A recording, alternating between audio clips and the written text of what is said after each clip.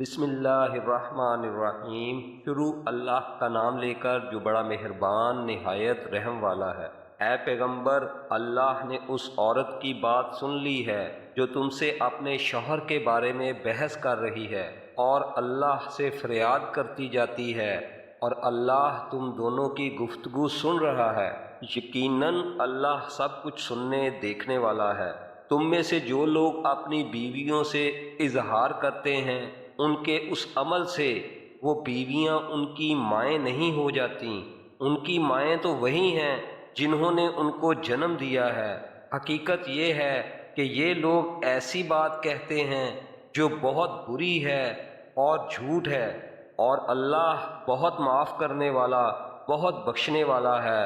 اور جو لوگ اپنی بیویوں سے اظہار کرتے ہیں پھر انہوں نے جو کچھ کہا ہے اس سے رجوع کرتے ہیں تو ان کے ذمے ایک غلام آزاد کرنا ہے، قبل اس کے کہ وہ میاں بیوی ایک دوسرے کو ہاتھ لگائیں۔ یہ ہے وہ بات جس کی تمہیں نصیحت کی جا رہی ہے، اور جو کچھ تم کرتے ہو اللہ اس سے پوری طرح باخبر ہے۔ پھر جس شخص کو غلام میسر نہ ہو اس کے ذمے 2 متواتر مہینوں کے روزے ہیں، قبل اس کے کہ وہ میاں بیوی ایک دوسرے کو ہاتھ لگائیں۔ پھر جس کو اس کی بھی استطاعت نہ ہو اس کے ذمے 60 مسکینوں کو کھانا کھلانا ہے، یہ اس لیے تاکہ تم اللہ اور اس کے رسول پر ایمان لاؤ، اور یہ اللہ کی مقرر کی ہوئی حدیں ہیں، اور کافروں کے لیے دردناک عذاب ہے۔ یقین رکھو کہ جو لوگ اللہ اور اس کے رسول کی مخالفت کرتے ہیں وہ ایسے ہی ذلیل ہوں گے جیسے ان سے پہلے لوگ ذلیل ہوئے تھے، اور ہم نے کھلی کھلی آیتیں نازل کر دی ہیں، اور کافروں کے لیے ایسا عذاب ہے جو خوار کر کے رکھ دے گا۔ اس دن جب اللہ ان سب کو دوبارہ زندہ کرے گا پھر انہیں بتائے گا کہ انہوں نے کیا کچھ کیا تھا۔ اللہ نے اسے گن گن کر محفوظ رکھا ہے اور یہ اسے بھول گئے ہیں، اور اللہ ہر چیز کا گواہ ہے۔ کیا تم نے نہیں دیکھا کہ آسمانوں اور زمین میں جو کچھ ہے اللہ اسے جانتا ہے؟ کبھی 3 آدمیوں میں کوئی سرگوشی ایسی نہیں ہوتی جس میں چوتھا وہ نہ ہو، اور نہ 5 آدمیوں کی کوئی سرگوشی ایسی ہوتی ہے جس میں چھٹا وہ نہ ہو، اور چاہے سرگوشی کرنے والے اس سے کم ہوں یا زیادہ، وہ جہاں بھی ہو اللہ ان کے ساتھ ہوتا ہے۔ پھر وہ قیامت کے دن انہیں بتائے گا کہ انہوں نے کیا کچھ کیا تھا۔ بے شک اللہ ہر چیز کو جاننے والا ہے۔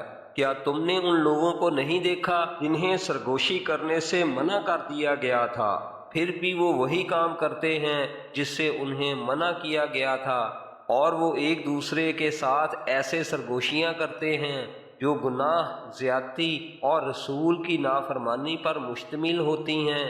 اور اے پیغمبر، جب وہ تمہارے پاس آتے ہیں تو تمہیں ایسے طریقے سے سلام کرتے ہیں جس سے اللہ نے تمہیں سلام نہیں کیا، اور اپنے دلوں میں کہتے ہیں کہ ہم جو کچھ کہہ رہے ہیں اس پر اللہ ہمیں سزا کیوں نہیں دے دیتا۔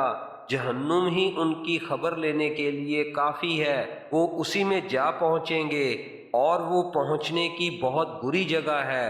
اے ایمان والو، جب تم آپس میں ایک دوسرے سے سرگوشی کرو تو ایسی سرگوشی نہ کرو جو گناہ، زیادتی اور رسول کی نافرمانی پر مشتمل ہو۔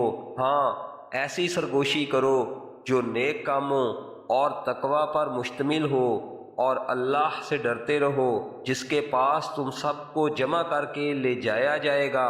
ایسی سرگوشی تو شیطان کی طرف سے ہوتی ہے تاکہ وہ ایمان والوں کو غم میں مبتلا کرے، اور وہ اللہ کے حکم کے بغیر انہیں ذرا بھی نقصان نہیں پہنچا سکتا، اور مومنوں کو اللہ ہی پر بھروسہ کرنا چاہیے۔ اے ایمان والو، جب تم سے کہا جائے کہ مجلسوں میں دوسروں کے لیے گنجائش پیدا کرو تو گنجائش پیدا کر دیا کرو، اللہ تمہارے لیے وسعت پیدا کرے گا۔ اور جب کہا جائے کہ اٹھ جاؤ تو اٹھ جاؤ، تم میں سے جو لوگ ایمان لائے ہیں اور جن کو علم عطا کیا گیا ہے اللہ ان کو درجوں میں بلند کرے گا، اور جو کچھ تم کرتے ہو اللہ اس سے پوری طرح باخبر ہے۔ اے ایمان والو، جب تم رسول سے تنہائی میں کوئی بات کرنا چاہو تو اپنی اس تنہائی کی بات سے پہلے کچھ صدقہ کر دیا کرو، یہ طریقہ تمہارے حق میں بہتر اور زیادہ ستھرا طریقہ ہے۔ ہاں، اگر تمہارے پاس صدقہ کرنے کے لیے کچھ نہ ہو تو اللہ بہت بخشنے والا، بہت مہربان ہے۔ کیا تم اس بات سے ڈر گئے کہ اپنی تنہائی کی بات سے پہلے صدقات دیا کرو؟ اب جب کہ تم ایسا نہیں کر سکے اور اللہ نے تمہیں معاف کر دیا تو تم نماز قائم کرتے رہو اور زکوٰۃ دیتے رہو اور اللہ اور اس کے رسول کی فرما برداری کرتے رہو، اور جو کام بھی تم کرتے ہو اللہ اس سے پوری طرح باخبر ہے۔ کیا تم نے ان کو نہیں دیکھا جنہوں نے ایسے لوگوں کو دوست بنایا ہوا ہے جن پر اللہ کا غضب ہے؟ یہ نہ تو تمہارے ہیں اور نہ ان کے، اور یہ جانتے بوجھتے جھوٹی باتوں پر قسمیں کھا جاتے ہیں۔ اللہ نے ان کے لیے سخت عذاب تیار کر رکھا ہے۔ حقیقت یہ ہے کہ بہت برے ہیں وہ کام جو یہ کرتے رہے ہیں۔ انہوں نے اپنی قسموں کو ایک ڈھال بنا لیا ہے، پھر وہ دوسروں کو اللہ کے راستے سے روکتے رہے ہیں، اس لیے ان کے لیے ایسا عذاب ہے جو ذلیل کر کے رکھ دے گا۔